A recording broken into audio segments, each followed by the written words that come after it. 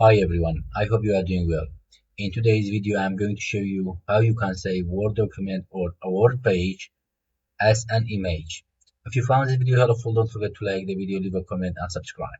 First, to save Word as an image, just press Ctrl A, then Ctrl C or copy here, okay?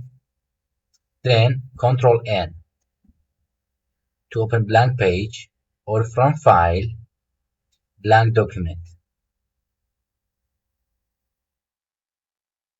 Okay, now here we have paste it as an image. Great.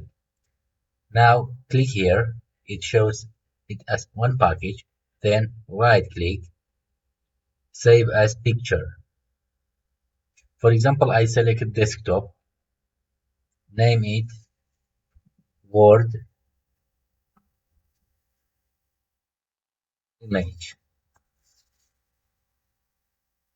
JPG, image file format, I selected JPG, okay? Save.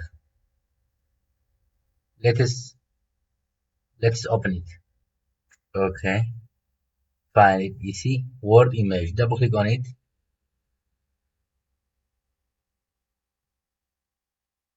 That is a Word page, change it to image. That's all. Have a nice day.